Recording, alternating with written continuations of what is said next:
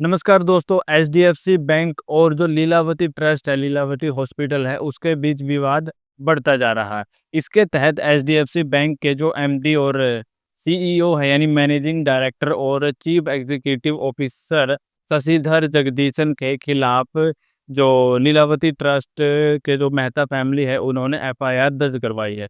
तो चलिए अब जान लेते हैं कि पूरी कहानी एक बार क्या है जल्दी से। तो ये जो पूरा मामला है, ये जो लीलावती ट्रस्ट यानी उसको जो सँभालने वाली, उस पर मालिकाना हक रखने वाली मेहता फैमिली है, उससे जुड़ा है। स्प्लेंडर जेम्स नाम की एक कंपनी जिस पर मालिकाना हक लीलावती ट्रस्ट को सँभाल रही जो उसकी मेहता फैमिली है, उन्होंने अब एचडीएफसी बैंक के सीईओ के खिलाफ जो एक एफआईआर दर्ज करवाई है, जिसमें ये कहा गया है कि बैंक द्वारा और जो सीईओ हैं वो और अन्य जो 8 जो बैंक के कर्मचारी हैं, पूर्व कर्मचारी भी इसमें शामिल हैं।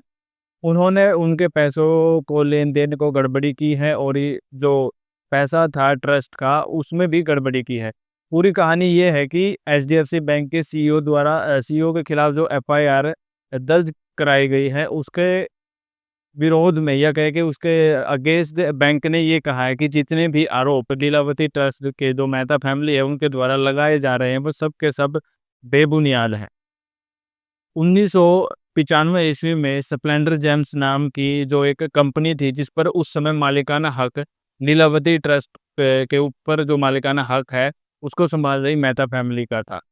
1978 ईस्वी में जो मणिलाल कीर्तिलाल मेहता थे, उन्होंने अपनी वाइफ़ की डेथ के बाद दिवंगत आत्मा की मतलब उसके डेथ के बाद उनकी पत्नी थी लीलावती कीर्तिलाल मेहता, उनकी याद में लीलावती कीर्तिलाल मेहता मेडिकल ट्रस्ट की स्थापना की थी। उसके बाद जो फैमिली थी, यानी जो मेहता फैमिली थी, वो उस ट्रस्ट को सँभाल रही थी। तो उसी के अधिकार क्षेत्र में आती थी स्प्लेंडर जेम्स कंपनी, जिसको एचडीएफसी बैंक ने 1995 ईस्वी में लोन दिया था। लेकिन कुछ समय बाद ही वो कंपनी मतलब वो हो गई, लोन चुकाने में नाकामयाब रही और 2001 ईस्वी के अंदर बैंक ने उसको डिफ़ॉल्टर लिस्ट में डाल दिया। यानी उस कंपनी को डिफ़ॉल्ट कर दिया कि भई ये बैंक का जो लोन है, वो चुकाने में नाकामयाब रही। उसके बाद 2004 ईस्वी में बैंक ने एक डेट रिकवरी ट्रिब्यूनल एक जो रिकवरी सर्टिफ़िकेट होता है, वो भी वसूली के लिए, वो भी इस कंपनी के खिलाफ जारी किया। लेकिन उसके बावजूद भी बैंक का ये कहना है कि कंपनी ने जो जितने पैसे लोन के लिए उन्होंने लिए थे, वो उसमें से बहुत बड़ी रकम अभी भी नहीं दी है। तो अब क्या हो रहा है कि उल्टा जो मेहता फैमिली है, उन्होंने एचडीएफसी बैंक का ऐसा कहना है कि निजी कारणों से अब बैंक की छवि को नुकसान पहुंचाने एक तरह का निजी हमला जो बैंक के सीईओ है उनके खिलाफ किया है, जिसके कारण बैंक दबाव में आए।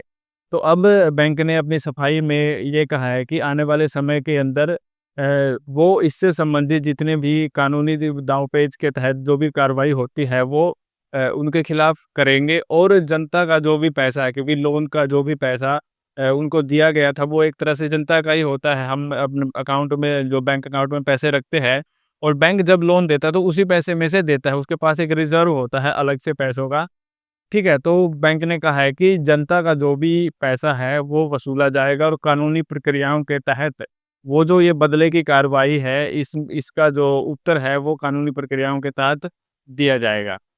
इस खबर का एचडीएफसी बैंक के शेयर्स पर क्या असर पड़ा है, अगर हम उसकी बात करें, तो फिलहाल इस खबर का और जो सीईओ जो शशिधर जगदीशन है, उनके खिलाफ जो एफआईआर हुई है, फिलहाल इसका कोई भी असर एचडीएफसी बैंक के शेयर प्राइस पर पड़ता हुआ दिखाई नहीं दे रहा।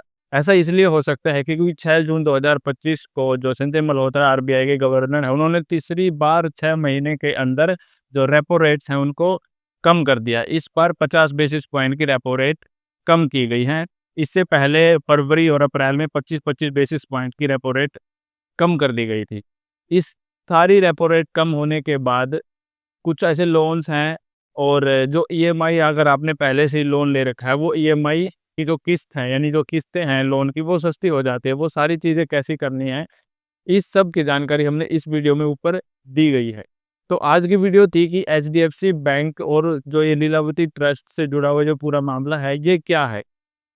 एचडीएफसी बैंक ने कितना लोन उनको दिया था कितने की रिकवरी हुई, कितने की वो बात कर रहे हैं और जितने भी धोखाधड़ी के आरोप उन्होंने लगाए हैं, जिसमें जो बैंक के पूर्व कर्मचारी भी शामिल हैं, उनके खिलाफ भी उन्होंने कहा है कि कार्रवाई होनी चाहिए और जो सीईओ हैं, उनको सस्पेंड कर देना चाहिए। ऐसे उन्होंने मतलब आरोप लगाए हैं, नीलावती जो मेहता फैमिली है, और बैंक ने इसके अगेंस्ट ये कहा है कि ये सारी चीज़ें दुर्भाग्यपूर्ण है, बैंक की छवि खराब करने का प्रयास है, निजी हमले उन पर हो रहे हैं और इसके खिलाफ वो कानून के तहत जो भी हो सकता है, वो करेगी और जो भी पैसा लोन के लिए लोन के अगेंस्ट उनको दिया गया था, वो सारे के सारे वापस लेने की पूरी कोशिश होगी।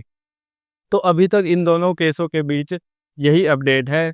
तो आज की वीडियो में इतना ही। अगर आपको वीडियो पसंद आई हो तो इसे लाइक कीजिए, अगर चैनल पर नए हैं तो आप इसे सब्सक्राइब कर सकते हैं। तो मिलते हैं ऐसे ही किसी इंटरेस्टिंग वीडियो में, तब तक के लिए धन्यवाद।